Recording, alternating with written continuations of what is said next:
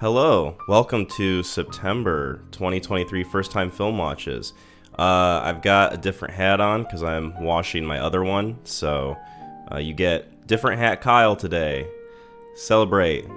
This is probably one of the only times you'll see him, maybe, possibly, who knows. Also, if you see a little friend in the background, that is Piper. She is a new member of the Neon Crew family, and if you point her out, just give her a little kiss on the screen. She's gonna be helping me out sometimes, and by helping, probably inserting her opinions via meowing. So you'll get her insight on some movies probably. Also, this will be the last month that I will probably be doing on a bi-weekly basis, since I have pretty much caught up to where I'm at in the current month, since this is the last month before where we are now. So the videos will be more spread out once a month, and this type of video won't be as often as it has been, but that's only because I've been trying to keep up with, where I am at the moment. First movie we're going to talk about is Princess Mononoke. That was directed by Hayao Miyazaki and is, I think, the third Studio Ghibli movie that I've seen, the other two being Spirited Away and Kiki's Delivery Service. This film is absolutely beautiful. I think it probably is one of my favorite Studio Ghibli films that I've seen so far out of the three. So it's not like a huge metric to go by. The story is very compelling too. I really love the way it's written, and the characters are very memorable and fun and interesting. And I think that's usually the case with Studio Ghibli movies. Not only is the animation usually pretty good from what I've seen, but also the characters are just really well written overall. And I think that that's something that not a lot of people point out as a praise or a positive with a movie like this, but I really like the characters and the way that they are throughout the story. I think that they're really good. If I had one bad thing to say about Princess Mononoke, it's that despite the level of violence and the more mature aspects of the storytelling with this movie compared to other Studio Ghibli films, it does feel like it's a little bit afraid to show certain consequences of characters and where they end up in the film. And it's one of those things where it ends in a way where it almost feels too convenient for every character that's involved in the plot. But at the same time, I really love this movie. It's very much one of my favorite animated films, and I can't recommend it enough. So Princess Mononoke, I'm gonna give a 9 out of 10. Next up is Heat, directed by Michael Mann. Now, this is, I think, the third Michael Mann movie I've seen, so we're having a theme of thirds today. But this one is starring Al Pacino and Robert De Niro, and came out in 1995, and is really stylistic. I think that's one of the most appropriate words I can use to describe a movie like this, is it's very stylistic, and it's a movie that cares a lot about its characters. It's long, it's almost 3 hours long, and it never feels like any of it is wasted. It never feels like any of it doesn't have an ultimate point or a purpose to it. And despite the runtime, it goes by quickly, and you're invested in everything that's going on. At least I was. I still think that overall, as far as a Michael Mann film goes, I think I like Collateral more, just because that was sort of my introduction to Michael Mann. And also, there's something about that movie that's just so intimate with the 24-hour period that it's set in. It's set in one single night, and the intimacy of the characters and just how close it is to the overall characterization. Whereas this one, it has great characters and they're very well written, but it feels more like an ensemble, and it feels a lot more like a lot of moving pieces going into it. And this film inspired a lot of crime media within the past 30-ish years or so. Like, I know GTA 5 is inspired by Heat. I know The Dark Knight is inspired by Heat. It's just a lot of different influences that have had far-reaching effects throughout cinema, and I really do see that in this film, how it can be so iconic, because it's really compelling. So yeah, Heat, really great. Highly recommend it, especially if you're a fan of crime, action, thriller movies. And I didn't even talk about the performances, really. Al Pacino's great. He's like on cocaine the entire time, and Robert De Niro's cold, calculated, and good at what he does. And there's just something about watching a movie where the characters are the best at what they do. And there's something so satisfying about seeing something like that, pretty much no matter what it is. Well, for the most part. I don't know if I'd want to see a gravedigger be the best at being a gravedigger. But regardless, Heat is a 9 out of 10 for me. Same score as Collateral, and really fantastic. Gamer stars Gerard Butler and is directed by Brian Taylor and Mark Neveldine, and is a pile of shit. So I threw this movie on because I was in the mood for something that I knew was going to be dumb and stupid, and was basically just a time waster. A movie that I could just enjoy as like a cheese ball sort of thing. And I did kind of enjoy the movie because it's so fucking brain dead. First of all, the editing and the cinematography is all over the place. It feels like whoever put this movie together was on meth and speed at the same time. This is a fever dream of somebody's drug-induced nightmare. It's like somebody took the reel of this film and threw it up in the air and chopped it up with scissors, and that's how the movie was put together. It's so fucking all over the place and scattered and just absolutely bizarre and bonkers. Like, you can't help but feel like you need to be on Adderall when you watch this film. Some of the performances are just straight up bizarre.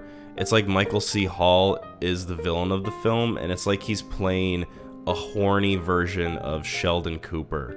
He's like this weird genius guy who sets up the world of Gamer and the simulations that these people are in, and it's really fucking bizarre just the way he acts. And there's a dance scene with him that is just jaw-droppingly awful. This is one of those films that I will absolutely advocate to watch on a bad movie night. This is something that I think you could get a lot of enjoyment out of if you get friends together and you have a good time just roasting the shit out of this thing, because it's so dated.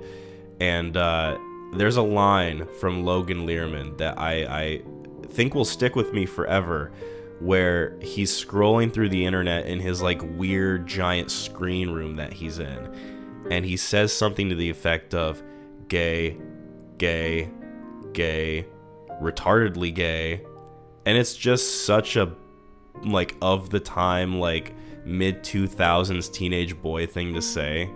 And it's really fucking funny just how dated it is. It also feels like this movie is trying to criticize how horny people can be while also being really horny and perverted itself, because there's so many unnecessary edits and shots of women's tits and asses and all these different sexual things going on.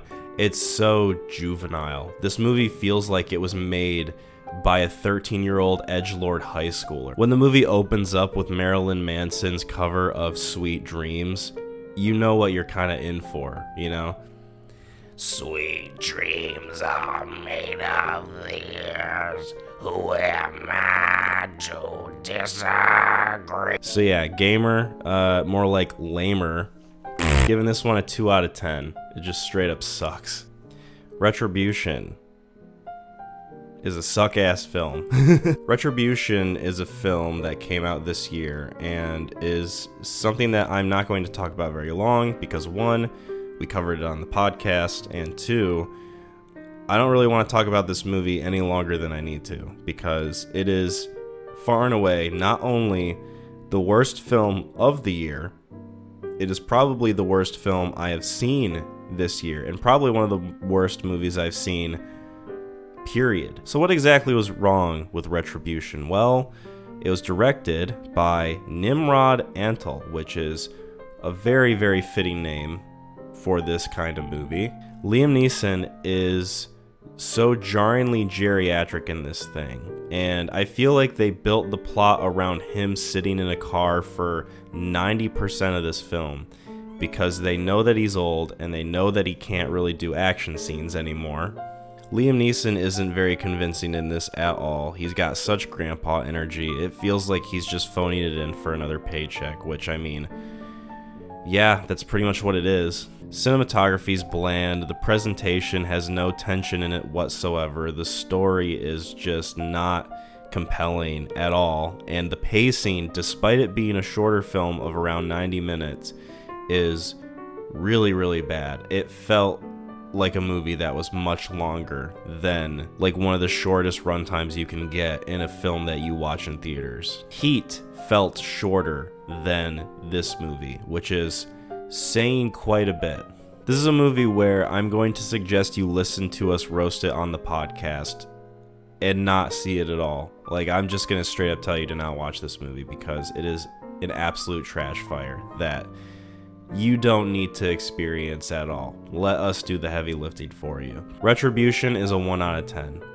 Garbage, worthless movie. The next movie is Frozen, directed by Adam Green. It's not the Disney Frozen, the one where they're stuck on a ski lift. And this film is very goofy. It's very stupid. And the characters are all very unlikable. And you can't relate to them at all because they all have their own weird, conceited issues. And it probably would have helped if the writing made us sympathize with these characters and had us care about them a little bit, but you don't really care about them at all because they're all not good people. This film markets itself as a horror film, but it's very much a kind of goofy survival thriller, and a lot of it's very contrived. A lot of it is just kind of, the script says it has to happen, so it just happens. Characters make the most dumbass decisions that you can think of, and like I said, you don't really like them, so you're just kind of rooting for them to not get out of the situation. The way it's shot is very bland. It's kind of an ugly film, and the music and the sound design is really cliched and bad. It feels like that standard stupid horror movie, like music score / sound effect where everything is just over dramatic and the movie's insisting that you should feel scared and worried and frightened in a certain way, and it just doesn't earn that in any natural form. So the music is just over the top because of it. Yeah, Frozen's a 3 out of 10. It's kind of funny bad at points, but it's just overall a bad movie. Jesus Revolution came out this year, is directed by Jan Irwin and Brent McCorkey. I think that's how it is, or John Irwin. I can't tell if that says Jan or John from my handwriting, so we're just gonna use it interchangeably. This is a film that's on Netflix, and my mom wanted to watch it with me, so she came over and we watched it together. And it's okay, it's fine. It's not like one of the best films ever. I wouldn't even say it's a great movie, but one thing I do really like about it is the performances. I think that the acting, for the most part, is good for what the director wanted these actors to do. And while I think that the performances are good, I wouldn't necessarily say that the writing is anything special. It's not that it's overly bad or anything, but it's not something that I found the most compelling throughout the narrative. This is one of those films that's based on a true story, and I couldn't help but think that this is probably exaggerated, fluffed up to the point where it probably doesn't even match up with the original events that this film is based on. But usually with movies, for the sake of narrative and for the sake of entertainment, I can look past those sort of things and kind of see the movie for what it is. And what this film is one of those rare cases where you're watching a movie about religious themes and you're kind of worried that it's going to be one of those God's not dead sort of things where it's just overly preachy. There's nothing special about it other than maybe the message it's trying to convey, and even that is usually misguided. Whereas this takes kind of a more hands-off approach and lets you kind of view it from an outside lens. It's not really telling you one way or another what to believe, but at the same time you can't help but feel that there's that underlying tone with it. and it's got the potential to do that sort of thing, but it doesn't dive as deep as something like Only God Forgives. That's a completely different film. God's Not Dead. After the first half of this film, it kind of feels like it's meandering. The point of it is kind of lost at certain instances in this film, and it's just sort of wandering towards the finish, and you're wondering where it's going to end up. And it eventually does come to a point, but the way it gets there, some of the resolutions feel a little unsatisfying, and you're kind of left wanting closure on characters that you don't really get a whole lot of setup for anyway. Like, some of the characters literally just show up and they're a part of the story now. No real proper introduction or anything, just one of those things where it's like, oh, I guess this is someone in the movie now. Piper's being really cute. She's laying in my lap after being kind of a menace. So yeah, Jesus Revolution, I give a 6 out of 10. It's not bad. It's not great, but it does have a few things going for it, surprisingly. I think for the most part I was just surprised to see this film wasn't as bad as I was expecting it to be. Panic Room is directed by David Fincher, and it stars Jodie Foster, Kristen Stewart, Jared Leto, Dwight Yoakam, Forrest Whitaker, and is about a woman who is trapped in a panic room with her daughter while burglars are trying to get into the panic room. So as I've said previously, I was in the middle of a David Fincher kick, which I have watched all of his films, by the way. You're gonna get 2 more David Finchers this month. And I have to say, I'm very pleasantly surprised about Panic Room. I really did enjoy this movie. The start of it and the setup can feel a little bit contrived and convenient for the sake of the plot, but once the ball gets rolling and you're kind of hooked into the premise of it and you're compelled to see how it all plays out, it's very satisfying. And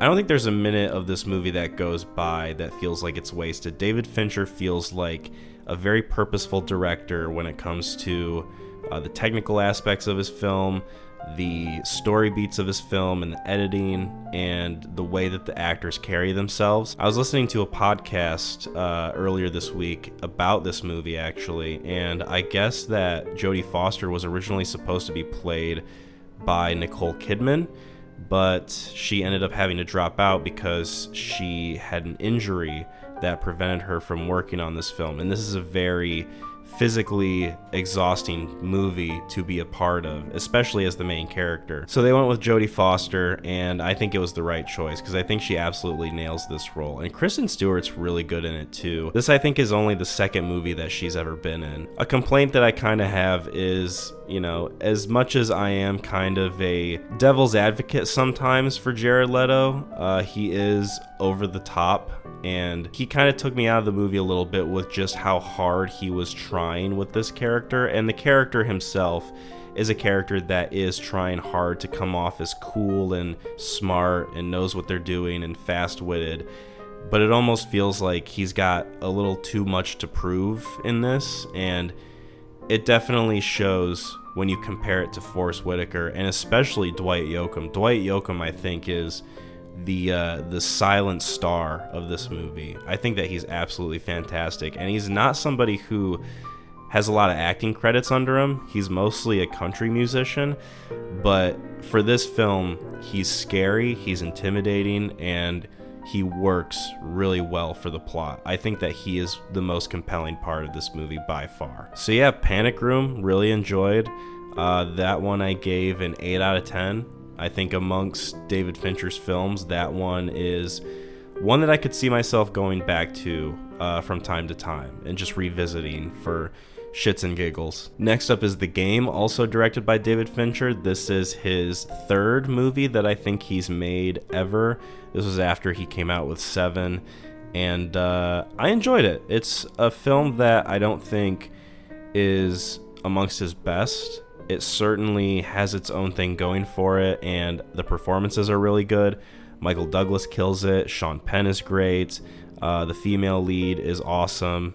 I'll put her name on screen. And the premise is one of those things where that's kind of the hook of the film, is the premise of it, where Michael Douglas is set up as a part of this game that his brother purchases for him as a part of his birthday. He's got some trauma that he's dealing with, And the movie kind of, at certain points, goes into surrealist territory sometimes of whether or not what he's experiencing is a part of the game or if it's just gone too far. And I think that is really well done throughout this movie. I think it touches on a lot of different possibilities that a premise like this could have.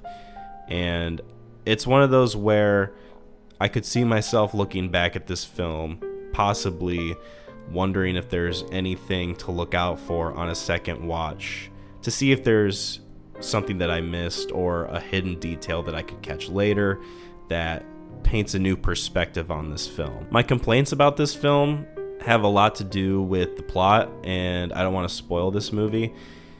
There's certain things and certain events that happen that once you think about them compared to the end of the film, it kind of leaves you wondering what sort of logic they were working for, and opens up a lot of different arguments against the plot of this film.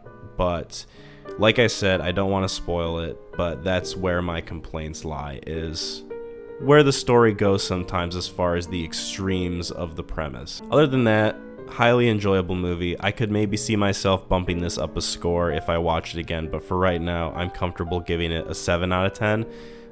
Not David Fincher's best, but still compelling and entertaining overall. Next up is Red Eye with Wes Craven, directed by Wes Craven, I should say. It's got Cillian Murphy, Rachel McAdams, and Rachel McAdams plays a woman who's flying home to go to her dad when Cillian Murphy sits down next to her on the plane and is like, "Hey, can you help me kill these people? I'm gonna hold you hostage," basically, in secret. I mostly watched this movie because of Cillian Murphy. This was sort of after the Oppenheimer hype, and I think people were going through his different filmographies, like 28 Days Later and On the Edge, and now this movie. And yeah, it's kind of just an average film. It's very heavily flawed. I think that it goes into the territory of absurd and cliched at the same time. Really, the most compelling part of this film is Cillian Murphy. I think that he plays a compelling bad guy, even though he is a distractingly handsome fellow. It's funny when you go on the Letterboxd of any Cillian Murphy movie now, and most of the reviews are about just how handsome he is and how blue his eyes are, which I'm not disagreeing with. He's a handsome boy. He's got some good bone structure, got a good facial thing going on. But it's just kind of an interesting anecdote to point out, especially with a film like this, where he's supposed to be kind of coming across as charming at first and disarming, and then he kind of lets his true colors show, and you see him for the scumbag that he is. Which, I kind of believe and I kind of don't, because you get a pretty boy like Cillian Murphy to play this character, and it's not like he's really that intimidating throughout it. He's just kind of an angry boy. And then you've got Rachel McAdams, who kind of gives just a one-note performance of just scared woman the entire time. And there's really not much to her character. The way it ends and the character dynamics is very cliched and over the top and just kind of eye-rolling at points. And the way the film carries itself, it takes itself very seriously, so it's very much lacking a sort of self-awareness with how goofy and stupid the premise is. If you really, really, really want to see handsome young Cillian Murphy in a film, I would say maybe check this out, but otherwise, it's just a standard whatever plain thriller. And this one I'm giving a 5 out of 10. Next up is The Beta Test, directed by Jim Cummings. Not going to talk about this very long because we talked about it on the podcast, but I thought it was pretty good. I think the biggest thing this film has going for it is Jim Cummings. The direction and the performance from him specifically are the best parts of this film. I really enjoy it when an actor plays a character that is so over the top vain, selfish, and narcissistic to the point where everybody around him is getting sick of his antics, and there's a really cool comedic dynamic that plays off of that. It reminds me a lot of Patrick Bateman, American Psycho, or Dennis Reynolds from Always Sunny in Philadelphia. That's just a compelling kind of character that I want to see more of in movies, and I think that there's a lot of different potential for entertainment value of that sort. This movie was a little bit low budget, I read. I don't remember exactly how much it is off the top of my head, but I remember being impressed with just how pretty this movie looks. I want to say it was like $1 million or something, maybe even less than that. But this movie does look really good for being sort of a low budget, small indie film. Much like the game, a lot of my issues with this movie have to do with the story and how certain story beats play out. There's some logical issues with it, some character motivations that aren't super clear, and at certain points it feels like this movie almost wants to be ambiguous at points without really delving into the purpose of it and why it should feel like it has earned an ambiguous status, especially towards the end of the film. Because really, for the most part, this movie is straightforward, and you're just with this character trying to figure out what he's trying to figure out. And that in itself, I think, is enough to kind of hook you in the movie. I don't think you need anything more than that. Anything that delves into the ambiguity of the situation just feels a little unnecessary at points. But overall, enjoyable film. I'd be curious to check out more of Jim Cummings' work. Thunder Road and The Wolf of Snow Hollow, I heard, are very much of the same ilk. So yeah, the beta test is a 7 out of 10. Really enjoyable if you like watching compelling characters with a very good comedic bite to it. I think that this one is one to check out. That's another thing about this movie too, is that it's very, very funny, and I was laughing throughout most of the entire thing. I think that it's very comedically well put together. Melancholia, directed by Lars von Trier, stars Kirsten Dunst and Charlotte Gainsbourg. It's got my boy Kiefer Sutherland in there, Alexander Skarsgård, and it's a Lars von Trier movie. Now, with that being said, it's one of his more tame films. The only other one I've seen is The House That Jack Built, and that is a little extreme at points. But I enjoyed this movie overall. I think that while the allegory of it isn't exactly the most subtle thing in the world, I think that for what it is and what it's going for, it works very well. I think Kirsten Dunst, post-Spider-Man, playing this character is a really good choice, and I think that she is a very compelling lead. I think that her story,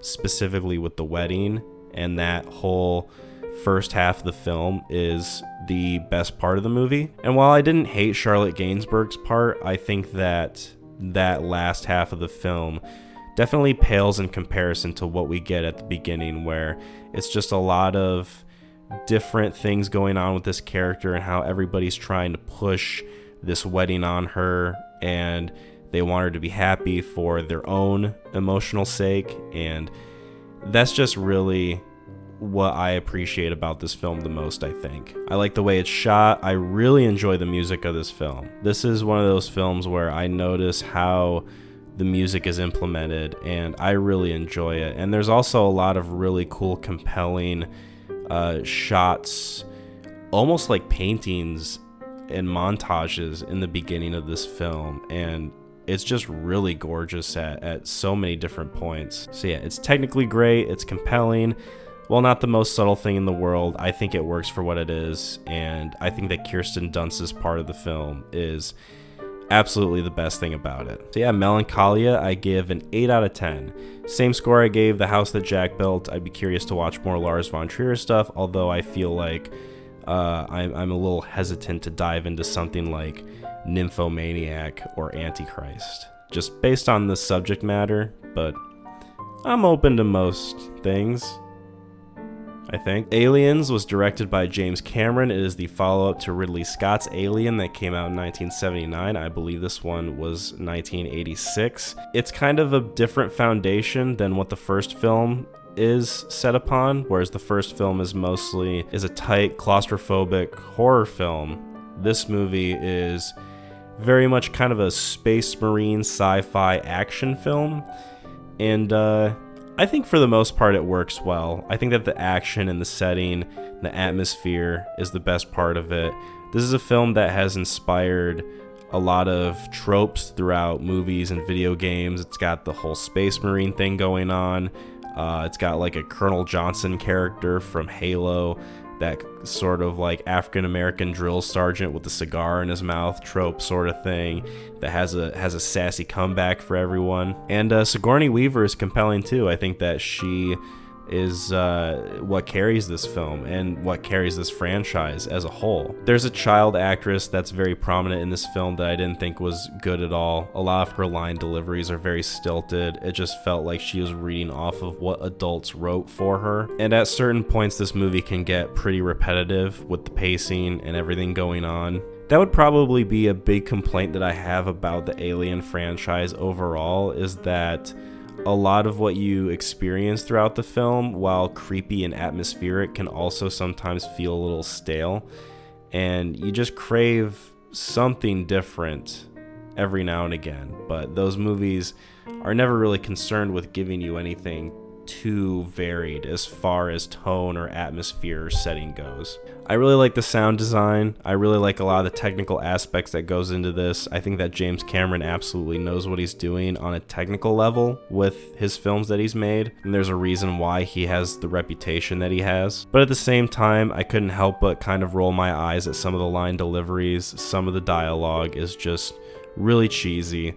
And it does sort of match with the tone of the film, that kind of machismo thing that it's going for. But at the same time, it's something that I have to acknowledge as a part of the movie that I didn't really gel with. But overall, it's entertaining. It does what it needs to do. And it ultimately delivers a pretty satisfying second entry into the Alien franchise. So this one, I'm giving a 7 out of 10. Alien³, or Alien³, whatever you want to call it, is directed by David Fincher. Is the follow-up to Aliens. And this is David Fincher's very first feature film, which is very interesting because it's the most different out of all of his filmography. And it's the one that he has publicly disowned and said that he's never going to talk about ever again. And I think that there's a good reason for that, is because compared to the rest of the franchise, this feels very much out of place. The tone is so different from all the other Alien movies. It feels way too overly dark and miserable, and just really self-indulgent with the kind of misery that it's going for. It almost feels like the movie is kind of wallowing in its own bleak tone. There are signs throughout this movie of David Fincher's style, and you can see the sort of beginnings of the different kind of technical things he's going for with the way the camera is and the color grading and the way that the scene is lit and all the different camera work going into this movie that I think eventually carries over into his other films like Panic Room or The Social Network or Zodiac. Basically almost every other movie he's worked on from that point on, besides Mank, because that one's little homage, black and white sort of thing. This movie gets very repetitive very quickly, and I was just wondering when it was going to be done with. I think that out of all the Alien movies, aside from Resurrection, I think that this one I was the least emotionally attached to. Probably even including Resurrection, because at least that one, it was so baffling at points that I couldn't help but keep my eyes glued to the screen. This one I was just kind of bored the entire time.